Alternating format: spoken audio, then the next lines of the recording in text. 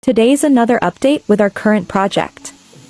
This is our day 5 to 6 entry with this 1991 Pajero. We are on our second week and still focusing on the body repair of the vehicle. The team is readying this for the next paint work. In this part, we are using a flap disc to grind as well as to remove the rust, paint and welded seams in this area, resulting in smoothening the surface.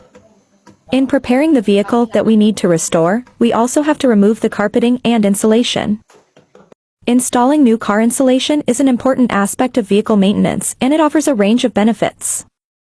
After cleaning and removing rust of the flooring of the vehicle, it's time for soldering. The team have to cover the area evenly in most areas that we replaced the metal sheets.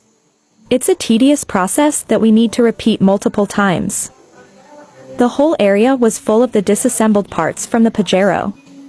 This really looks like a working place to begin with. We've been doing this for weeks. We're surely taking our time to ensure that everything will work fine.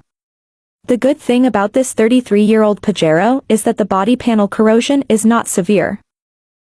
Rust is one of the most common issues that car owners face.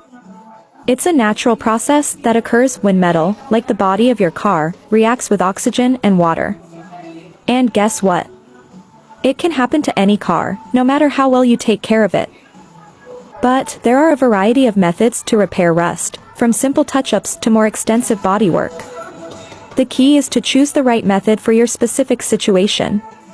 Remember, prevention is always better than cure, so keep your car clean and well-maintained to avoid rust in the first place. For now, that's it. We still have a long way to go based on our job list. We'll keep you posted on our next entry. This is brought to you by Skunkworks Customs. See you until then.